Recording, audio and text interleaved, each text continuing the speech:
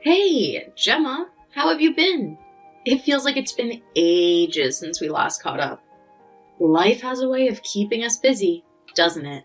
Hey, Barbara. How have you been? Yeah, it has really been so long since we talked. I wonder when the last time was. Oh, yeah. Now that you mention it, I think our last conversation might have been around the time Andy decided to leave the soccer team. That was a significant event, wasn't it? So, if my memory serves me right, it's been approximately 6 months since we last caught up. Time sure does fly. Is Daniel still on the team? Yeah, he's still playing. He was really upset when Andy left. He said it wasn't the same, not playing with him. Oh, is that so? Andy surely was the soul of the team after all. Anyway, how are things? Is there something you wanted to talk about? Well, it's not something super important or anything, but you know how Andy applied to a bunch of colleges a while ago, right? Well, we heard back from them. Oh, yeah. I remember you telling me. Did he get accepted into any? Oh, absolutely. Let me tell you, he got accepted into every single school he applied to. It's no surprise, really. He's got that special something that just makes him stand out from the rest. I mean, who wouldn't want him? His academic achievements, extracurricular involvements, and remarkable personality make him a top-notch candidate. It's like he has that golden touch, turning every college application into an acceptance letter. Simply put, he's a force to be reckoned with when it comes to getting into these prestigious institutions. Wow! That's amazing! Going to a top school would be a real honor. Congratulations! I wouldn't expect anything else from our boy. We put so much time and money into his studies to prepare. We hired private tutors for every subject.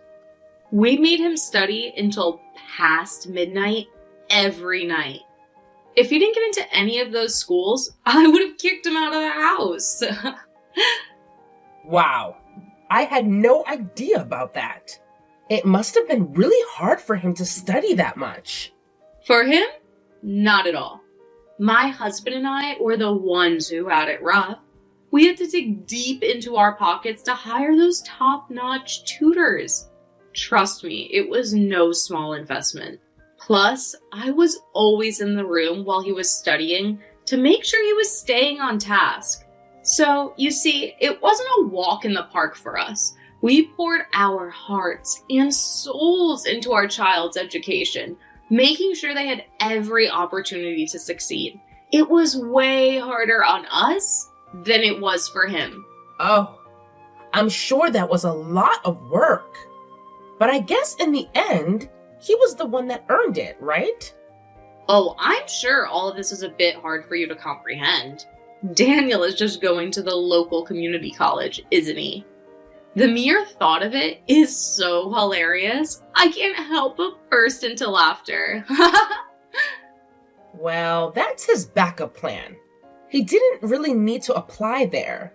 More like just sign up. He applied to other schools too. We haven't heard back from any yet, though.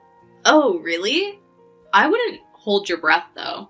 I don't think Daniel will have the same stroke of luck as Lucas. Frankly, I highly doubt that he has what it takes to thrive in the challenging environment of an elite university.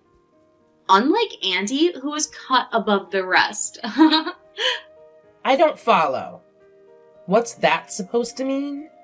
What do you mean? It's exactly like I said. The last I heard, Daniel was still messing around playing soccer when he should have been studying for college entrance exams, right? I think it's a bit delusional to think he'd be able to get into any schools if all he cared about was kicking a ball around instead of studying. Unless the schools he applied to are low-tier party schools that anyone with half a brain could get into. Excuse me? Why do you think Daniel's so incapable of getting into a good school? He didn't have any tutors and barely had time to study after wasting time with his little soccer games. Anyone with common sense can put two and two together. LOL. That's why Andy with that stupid team to hit the books. I guess our two families are just worlds apart when it comes to preparing our sons for college. Daniel is studying just as hard as anyone. Maybe we didn't get him private tutors, but he studied every day after he got home from soccer practice. I'm really confident he'll be able to get into some of the schools he applied to. Wow, you don't have to pretend anymore. Let's face it, a meathead like your kid would never have the discipline to sit down and study every single night. It's a laughable thought, really. Maybe if they had a team of tutors at their disposal, things would be different. But who are we kidding? A family in poverty like yours could never afford to provide the same level of education support that we've been able to lavish upon our own child. I should have known better. My apologies for even entertaining the idea. You're being extremely rude. Why are you treating me and my family like we're below you? Well, hate to burst your bubble, but it's the cold, hard truth. No matter how much you blabber about your kid's so-called soccer talent in high school, it doesn't mean anything in the real world. I hate to break it to you, but kicking a ball around doesn't amount to anything substantial. What truly matters is education and actual results, not some fancy footwork on a glorified field. I've got to ask, are you jealous that Daniel became captain and Andy didn't? I remember how you thought it was basically a given that Andy was going to get chosen to be captain. Is that why you're being so rude to me? Who cares about that anymore? All I care about is my son's education. Obviously, you can't say the same thing. Andy is a winner and he's going to stay a winner. We're so lucky we had the finances and time to guide him to success. You guys, on the other hand, will never get the chance to experience what the world is like. You were too stingy when it mattered the most. You pinched pennies when you really should have been paying for private tutors like we did. Well, it's not like we don't have enough money for private tutors. We just don't think it's necessary, that's all. Oh, for the love of all that's honest, stop lying. We're supposed to be sisters-in-law, for crying out loud. Can't we have some genuine, open conversations? But hey, let's address the elephant in the room. I really pity poor Daniel. I mean, poor kid didn't have a say in being born into your sorry excuse for a family. And we both know, deep down, that people from impoverished backgrounds never amount to anything in life, except maybe flipping burgers for a living. Oops, my bad. Hope you're not offended, dear. Well, at least that's been my experience with the poor people I've met. I don't know what's gotten into you, but you're taking things way too far. Calling other people poor doesn't make you above them, you know. Well, you know what? I couldn't care less. I'm the kind of person who just says things as they are. No sugarcoating or filters. You know me, always keeping it real, right? Honesty is my middle name. And honestly, I wouldn't even know how to lie if I tried. So trust me when I say that Andy is going to be a total rock star once he finishes college. Success is practically written in the stars for him. Good for Andy, then. Hey, here's an idea. If you're feeling the poverty pinch so much, why not tell Daniel to start working instead of going to college? Maybe with a job, your family won't have to scrape by like a bunch of beggars anymore. Just a thought to lighten the load, sis.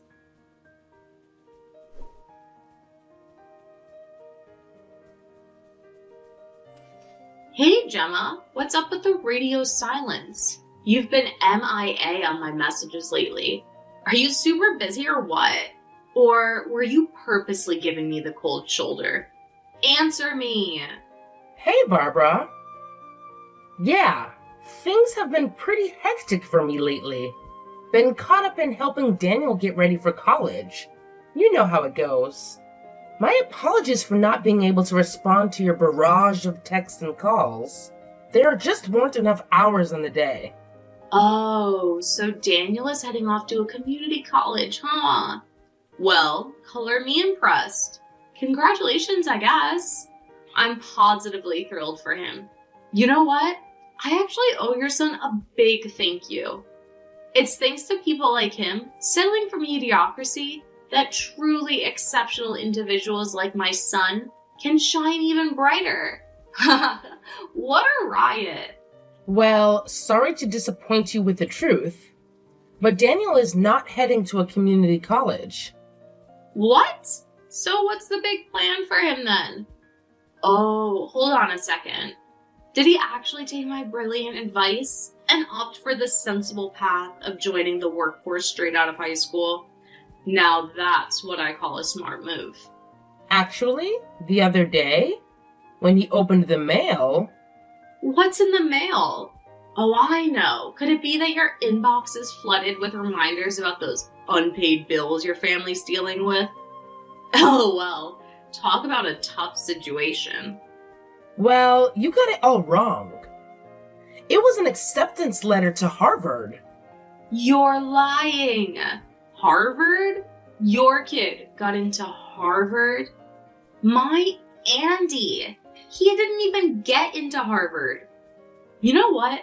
This joke takes the crown for being the absolute dumbest thing I've ever heard. Well, you might not believe it, but Daniel got into Harvard. I'm guessing you've heard of Harvard before, right? Everyone on planet Earth has heard of Harvard. Don't be stupid. It's not, if not, the most prestigious university in the world. Presidents and world leaders have gone to Harvard. How on earth did they let your kid in? Oh, so you've heard of it. I wasn't sure if you thought it was one of those low-tier party schools that anyone with a half a brain could get into. Yeah, Daniel's been accepted. There's absolutely no way he really got in. Your kid barely studied at all. He barely cracked open a book, let alone put in any serious study time. How on earth could they have possibly been accepted? And don't even get me started on the lack of tutors. While your kid was busy kicking a ball around, my Andy was grinding away, only to be crushed with rejection. So don't you dare deceive me by claiming that your kid made it in. Do you honestly think I would fall for such a ridiculous lie? Not a chance. I'm not lying. I know Daniel was spending a lot of his time playing soccer when the other kids were studying and getting ready to apply for colleges. But that didn't stop him from coming home every night and studying his butt off. He barely slept in his bed. In the morning, I'd find him asleep at his desk because he was up all night studying. In fact, soccer helped him take his mind off of all of the studying he had to do. When he wasn't on the soccer field, he always had a textbook in front of him. How could he have gotten in without any tutors? You can't just expect to get into any Ivy League school studying on your own. In addition to all the work he got from school, he always asked his teachers for extra work he could do. He had piles of supplementary work he did for extra practice. If he didn't understand anything, he'd always stay after class to ask his teachers for help. He said he'd be late to soccer practice sometimes because he'd been talking to his teachers. Actually, my oldest son went to Harvard too. He told Daniel everything it took for him to get accepted in Harvard. He even had some old university coursework he gave to Daniel so he could get an idea of what the workload would be like. So we really didn't need to go through the trouble of hiring private tutors. We had help all around us. What? So your other son also got into Harvard? Wow, isn't that just a surprising revelation? I mean, I've never even heard of it, despite being related and all. I'm sure this is just another one of your fabricated tales. Yes. Is that hard to believe or something? Well, I can understand why you wouldn't know about my other son's acceptance into Harvard. After all, you've never shown any interest in getting to know my family. It seems like you only reached out to me out of the blue because you wanted to have someone to brag about Andy's accomplishments. Am I right? I never knew that. How could your son have gotten accepted? All Andy's teachers said it would be a real stretch to get into any Ivy League schools. I guess it comes down to how much he wanted it. Are you saying he didn't want to get into Harvard? We tried everything we could to get him accepted. I didn't mean that he didn't want to get in. You know how much Daniel plays soccer, right? Getting into Harvard isn't just about grades. Everyone who applies there is smart. So you have to set yourself apart. Daniel knew that he had to work hard both on and off the field if he wanted to get in. In fact, in his acceptance letter, they specifically commended him about his soccer experience and for being captain. We've been looking into studying abroad through Harvard in Spain and England, so he can advance his soccer career and still get a proper education. A lot of professional players have gone to those universities. Wouldn't it be great if he could say he used to be on the same team as a pro soccer player? That's what really kept him motivated this whole time. You're telling me soccer was the reason for all of this? That's so stupid. No way Andy would lose his chance to get into Harvard over such a stupid reason. The key to studying hard is having the right motivation. I'm sure this must all be coming as a shock for you. The child from a poor family getting into such an elite school, especially when your son got rejected. But like you said, the only thing that matters in the world are education and results. You're really getting on my nerves. Getting into an elite school means nothing if you can't keep up with the coursework. I bet your kid is going to end up dropping out. It's just a matter of time before reality comes crashing down. I don't think that's going to happen. On the other hand, what about Andy? College is a lot different from high school. Classes are earlier and way more difficult. Will he be able to handle all of that without his mommy and daddy to help him like now? I've actually heard from Daniel that Andy's constantly falling asleep in class and going to the nurse's office because he's always so worn out from studying. I wonder if he'll be able to handle the college coursework. I don't need you to worry about my son. Our son is a genius. He'll be able to do it no problem. I'll try to find him some tutors in the state he'll be going to school in. There's nothing that money can't fix when it comes to education. Well, naturally, my family is financially well off enough to secure a bright future for Andy. He's got absolutely nothing to worry about in that department. Is that what Andy wants or what you want? Hey, what's that supposed to mean? Honestly, it seems like all this time you've been more focused on projecting your desires onto Andy, without ever taking the time to sit down and have a genuine heart-to-heart conversation with him. Have you ever stopped to ask him what he truly wants for his own future? We're talking about Andy's life here, not your life. You can't continue dictating his every move. It's about time you gave him the freedom to make his own choices. Hey, don't you dare speak as if you know more about my son than I do. I am his mother, and I know what's best for him. Period. Andy promised me not to say anything about this. But the day Andy left the soccer team, he came over to our house. He was in tears, saying he didn't want to quit the soccer team. He said that? Why? He said, "If I have to quit the team to study, then I don't want to study at all." He told me that if he said that to you, he was afraid you'd kick him out of the house.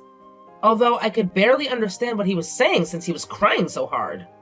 I can't believe it. Daniel was really upset about it too. He couldn't believe that Andy had to leave the team to study more. He said Andy was so talented, and if he didn't play, all the talent would be going to waste. All Daniel wanted was to play side by side with Andy in their final season together.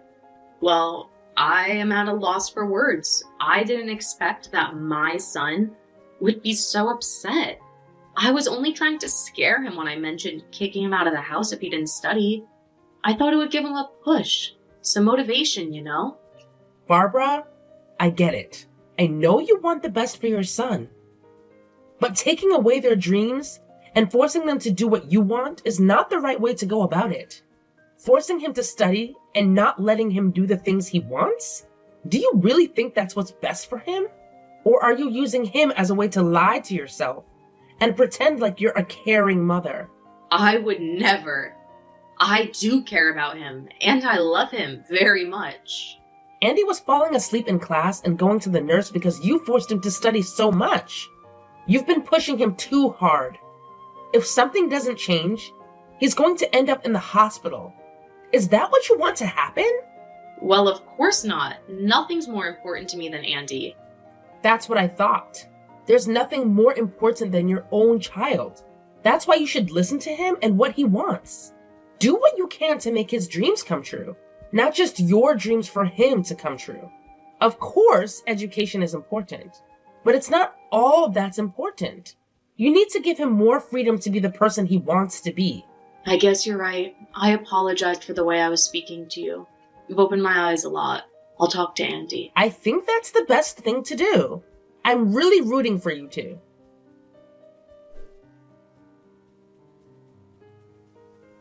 After our conversation, Barbara and Andy had a long talk about college.